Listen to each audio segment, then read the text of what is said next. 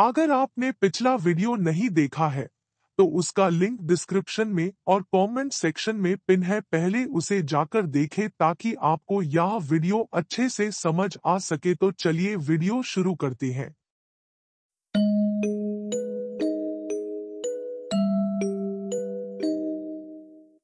शायद मेरा मर जाना ही बेहतर है, श्रावणी ने खुद को कोसते हुए कहा। श्रावणी, पागलपन मत करो, हाथ आगे बढ़ाओ, राय बहादुर ने श्रावणी की तरफ सावधानी पूर्वक बढ़ते हुए कहा। श्रावणी मन बना चुकी थी, पर इससे पहले कि वो हाथ छोड़ती, श्रावणी, तभी केशव वहां आ पहुंचा। अपनी बेटी को मौत के मुंह में ऐसे झूलते देख उसकी रूह कांप उठी, पर खुद से हार चुकी श्रावणी ने बस एक बार अपनी धुंधली रोती आंखों से अपने बापू को देखा। अपना ध्यान रखना बापू, समय पर खाना खा लेना, मैं अब। और इससे पहले कि केशव अपनी श्रावणी को कुछ भी बोल या समझा पाता, श्रावणी ने छत की बन्नी से अपने हाथ छोड़ दिए। श्रावणी, सभी एक साथ चीखे। श्रावणी जमीन पर गिरने को थी। एक पल के लिए जैसे सब कुछ थम गया। केशव की बिलखती पुकार सबके दिलों को चीरने लगी। राय बहादुर अपना हाथ बढ़ाए श्रावणी को असहाय देख रहे थे। मुखिया और योगी अमृत अवाक खड़े थे और श्रावणी आंखें मूंदे जमीन की ओर बढ़ रही थी। अब किसी भी पल उसका जीवन खत्म होने को था। मगर तभी अचानक श्रावणी की बंद आंखें खुल उठी। उसकी हरी आंखों में खून के लाल डोरे उभर आए। सभी चांदाल आत्माओं के डरावने चेहरे एक के बाद एक श्रावणी के चेहरे पर उभरने लगे। सभी आत्माएं चीखती हुई राय बहादुर से गुहार लगाने लगीं। बचाओ, बचाओ हमें, राय बहादुर। आत्माओं के ऐसे गुहार लगाने का राय बहादुर पर कोई असर न था, पर कुछ था जो उन्हें परेशान कर रहा था। उन सभी आवाजों के पीछे चीखती वो एक आवाज जो राय बहादुर को झकझोर रही थी। ये आवाज जानी पहचानी थी। तभी श्रावणी के चेहरे पर भी वो चेहरा उभर आया जो राय बहादुर के लिए नया नहीं था। भूरी आंखें, लाल बिंदिया, तीखे नैन नक्श। उसके चेहरे को देख पल भर के लिए राय बहादुर सम्मोहित होकर कहीं खो से गए। इस चेहरे ने राय बहादुर की तरफ मासूमियत से देखा, रुंधी आवाज में गुहार लगाई। तेज, बचाओ मुझे, तेज। तेज, ये नाम उस आवाज में सुनते ही राय बहादुर को जाने क्या हुआ। उन्होंने आव देखा न ताव, बिना कुछ सोचे बिजली की गति से उसे बचाने वो खुद भी छत से कूद पड़े। योगी अमृत चीखे, रुकिए राय बहादुर, ऐसा मत करिए। पर राय बहादुर अब तक कूद चुके थे। वो श्रावणी को पकड़ उसके चेहरे पर उभरे उस शख्स को जैसे रोक लेना चाहते थे, मगर वो ऐसा करते उससे पहले ही श्रावणी का शरीर जमीन से बस एक गज ऊपर अचानक हवा में ही रुक गया और जमीन पर गिरने के बजाय वो आसमान में उछलकर उड़ने लगी। उसके भीतर की सभी चांडाल आत्माएं जोर जोर से हंसकर तालियां बजाने लगी।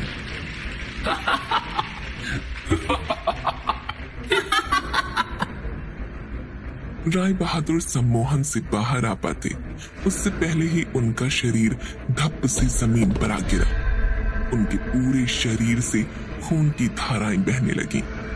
वे बेहोश होने लगे। बेहोश होने से पहले योगी अमृत की तरफ देख कान पकड़ने की कोशिश कर राय बहादुर कुछ कहना चाहते थे, मगर उससे पहले ही वो मूर्छित हो औंधे मुंह जमीन पर गिर पड़े।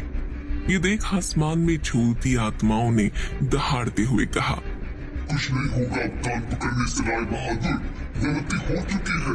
मेरी जीत और तुम्हारी हार फिर एक बार। तू आज भी इतना ही कमजोर है जितना तब था। योगी अमृत के चेहरे पर पहली बार डर साफ साफ दिख रहा था। वहीं चंदन लाल को ये उम्मीद थी कि पहले ही की तरह राय बहादुर फिर से जीवित हो उठेंगे और इन आत्माओं को काबू में कर लेंगे, पर राय बहादुर इस बार जस के तस जमीन पर निष्प्राण पड़े थे। तभी एक झटके में श्रावणी हवा में झूलती हुई योगी अमृत के चेहरे के ठीक सामने आ खड़ी हो गई। उसके पैर जमीन से 2 फीट ऊपर थे। उसकी गहरी हुंकारती सांसों से योगी अमृत के बाल उड़ने लगे। खून से सने अपने मुंह को खोल श्रावणी बोली, तुझे अब भी ये लगता है योगी सब ठीक कर देगा? श्रावणी की शादी करवाकर श्रावणी को हमसे अलग कर देगा? सालों से प्यासी हमारी आत्माओं को फिर से भटकने के लिए छोड़ देगा? नहीं होगा ऐसा योगी, नहीं होगा। खून की लार टपकाती आत्माएं फिर हवा में झूलती तालियां बजाकर हंसने लगी और अगले ही पल योगी अमृत के ठीक पीछे उछलकर उसके कान में फुसफुसाई। इस वक्त अगर ये बाली श्रावणी के कानों में नहीं होती तो मैं इसी पल तेरी छोटी सी खोपड़ी फोड़कर तेरा खेल यहीं खत्म कर देता। और तू मुखिया? श्रावणी हवा में झूलती हुई अब चंदन लाल के पास आ हवा में गोल गोल घूम बोली, तुझे तेरा पोता तो मिल गया, पर बेटा वो कहाँ है? हाँ? कहाँ है मेरा बेटा? बेटा चाहिए? कहाँ है अजर? यहाँ से बहुत दूर। सर मुखिया, अगर तुझे तेरा बेटा चाहिए तो इसी वक्त इस योगी और इस राय बहादुर को इस हवेली से निकाल फेंक। ये कहकर आत्माएं श्रावणी को अपने साथ हवा में ही उड़ा आसमान के रास्ते कहीं ले गई। बेचारा केशव रोते हुए अपनी बेटी को पुकारता हुआ उसके पीछे भागा। श्रावणी! राय बहादुर अब भी जमीन पर अचेत पड़े थे।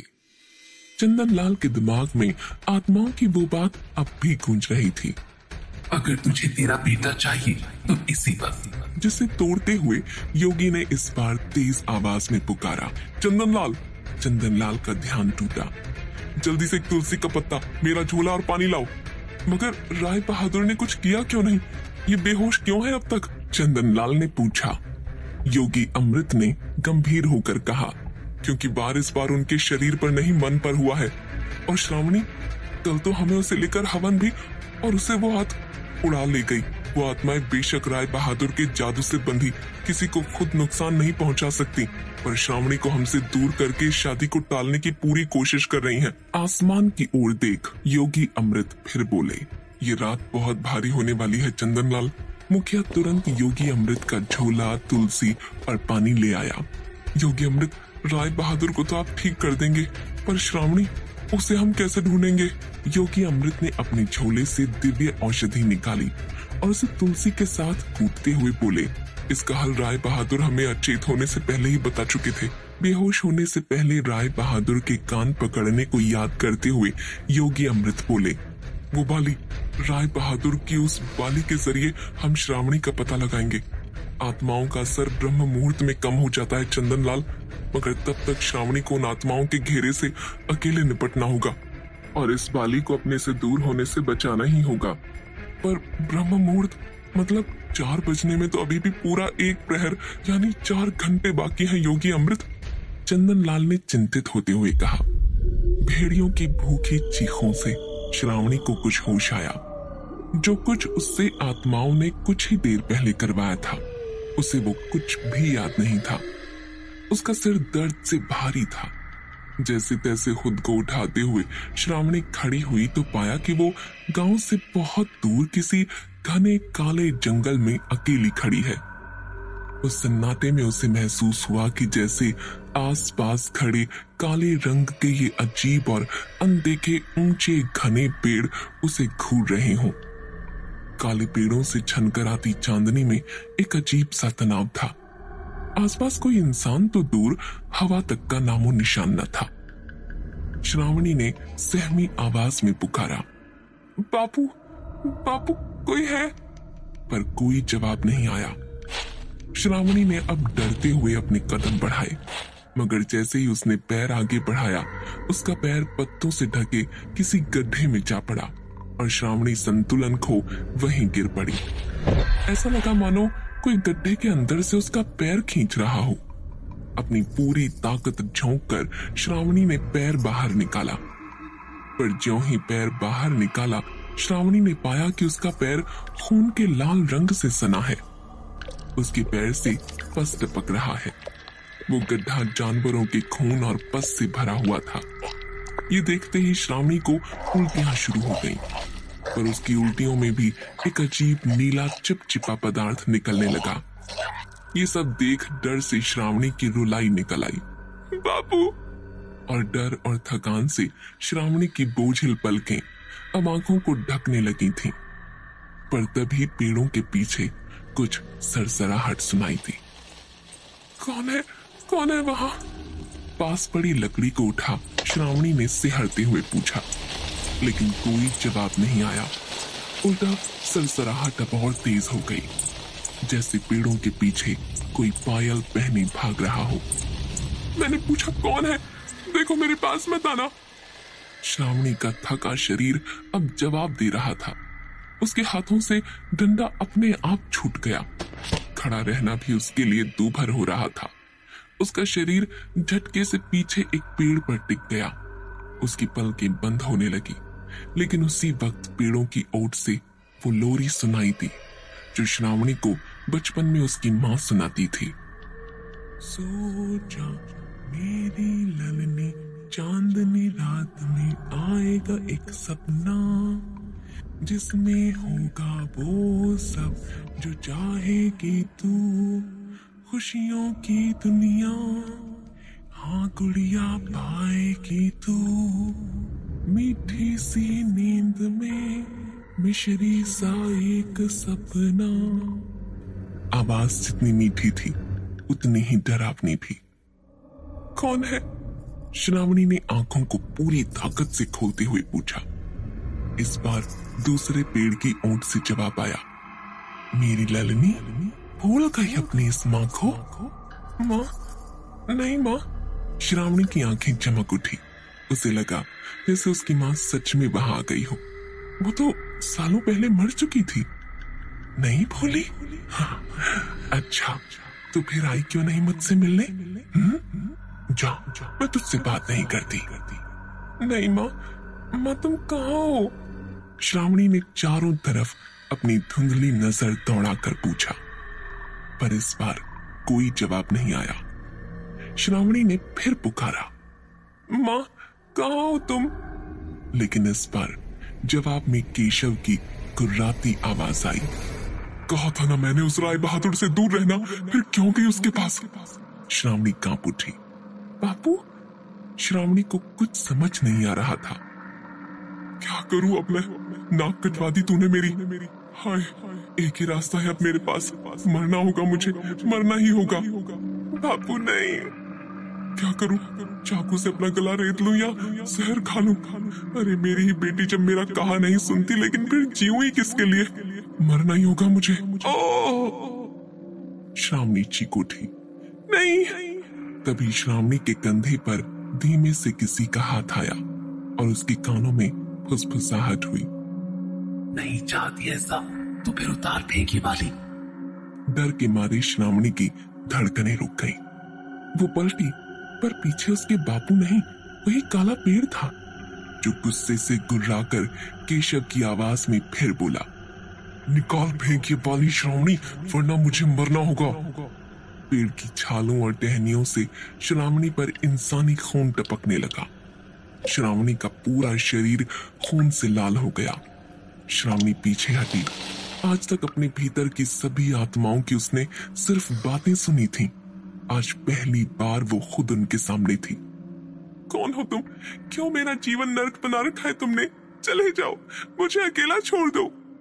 तभी हवा में झूलती एक टहनी ने श्रावणी के गले को पकड़कर खींचते हुए 100 आवाजों में एक साथ कहा, कौन है हम? अरे मुझे नहीं पहचाना? मैं तेरी माँ हूँ ललनी। ला मुझे दे ये बाली।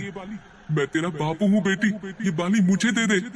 अरे मैं मुखिया हूँ चंदन लाल, उतार फेंक ये बाली। मैं अजर हूँ, मैं रागिनी, मैं योगी, निकाल फेंक। डर से सिहर के आंखें बंद कर अपने कानों को हाथों से ढककर श्रावणी चीखी और अगले ही पल सब कुछ एकदम शांत था। श्रावणी ने आंखें खोली तो पाया कि वो फूलों से सजे किसी सुंदर कमरे में शादी का जोड़ा पहने बिस्तर पर बैठी है।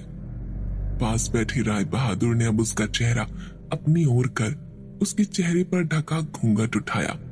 श्रावणी ने घबरा कर कहा, मैं यहाँ कैसे आई? वो जंगल, वो कौन सा जंगल श्रावणी? आज हमारी शादी की पहली रात है, सुहाग रात है। श्रावणी को कुछ समझ नहीं आ रहा था कि क्या सच है क्या झूठ। कहीं वो सपना तो नहीं देख रही। राय बहादुर ने अब श्रावणी के गालों को अपनी उंगलियों से सहलाते हुए कहा, सच, तुम बहुत खूबसूरत हो। ये तुम्हारी आंखें, ये गाल, ये होंठ, ये गर्दन। कहते हुए राय बहादुर की उंगलियां नीचे जाने लगी। श्रावणी ने झटके से राय बहादुर का हाथ पकड़ते हुए पूछा, कौन हो तुम? मेरे बाबू कहाँ हैं? फलों की टोकरी में पड़े चाकू को उठा श्रावणी ने पलंग से खड़े होते हुए पूछा, बताओ ये सब क्या हो रहा है मेरे साथ? कुछ देर पहले मैं उस जंगल में थी और अब कौन सी शादी? कब हुई हमारी शादी? कौन हो तुम? ये तुम क्या कह रही हो श्रावणी? मैं राय बहादुर तुम्हारा पति। आज ही हमारी शादी हुई। क्या तुम्हें कुछ भी याद नहीं? तुम्हारे बापू का तुम्हें विदा करना, हमारे यहाँ आना। देखो ये भयनगर नहीं मेरा राज्य है। अब तुम यहाँ की राजकुमारी हो। राय बहादुर ने श्रावणी के करीब आते हुए कहा, दूर, पास मत आना मेरे। राय बहादुर को धक्का देते हुए चाकू सामने कर श्रावणी ने कहा, क्यों हमारी सुहाग रात को इस तरह बिगाड़ रही हो श्रावणी? मेरे पास आओ। देखो मैं तुम्हारे लिए ये सुंदर हीरों से जड़े झुमके लाया हूँ। लाओ ये पुरानी बाली मुझे वापस दे दो। श्रावणी के कानों में अब भी राय बहादुर की वो बाली थी। श्रावणी के लिए कुछ भी समझ पाना मुश्किल हो रहा था।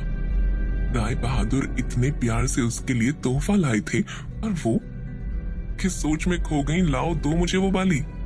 तभी श्रावणी के दिमाग में बिजली की तरह कुछ कौंधा, लेकिन अगर हमारी शादी हो गई है, अगर मैं भयनगर में नहीं हूं, तो फिर मैंने ये पुरानी बाली क्यों पहनी है? झूठ बोल रहे हो तुम। कौन हो तुम? ये सुनते ही राय बहादुर की आंखें अचानक से लाल हो उठी। किसी जानवर से उनके नुकीले दांत बाहर निकलने लगे। मैंने कहा दो मुझे वो बाली। राय बहादुर की शाही पोशाक को फाड़ते हुए कंधों से दो जंगली हाथ निकलकर अब श्रावणी की तरफ बढ़ने लगे। पल भर में राय बहादुर का पूरा रूप किसी अजीब जानवर में बदल गया। श्रावणी खुद को बचाती हुई गिरती पड़ती भागी, पर जो ही उसने कमरे से बाहर निकलने के लिए दरवाजा खोला तो पाया कि वो जमीन से कोसों ऊपर उड़ते हुए किसी कमरे में कैद है। पीछे राय बहादुर का वो डरावना रूप अब भी श्रावणी की तरफ बढ़ रहा था। अचानक श्रावणी का ध्यान भटका और उसका पैर फिसल गया, पर किस्मत से श्रावणी के हाथ हवा में लटकता एक दरवाजा आ गया। श्रावणी ने उसे जोर से पकड़ लिया।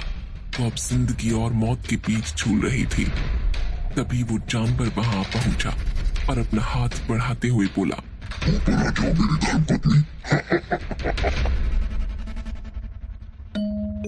कैसे बचेगी अब श्रावणी? क्या वो बाली उतार देगी श्रावणी? क्या राय बहादुर को उससे पहले होश आ पाएगा? जानने के लिए सुनते रहिए भयनगर। अगर आपको यह वीडियो अच्छा लगा हो तो सब्सक्राइब बटन को हिट करना न भूले, ताकि आप हमारा कोई भी अपडेट न मिस करें। और कृपया लाइक और शेयर करें ताकि हमें मोटिवेशन मिलता रहे। Thanks for watching.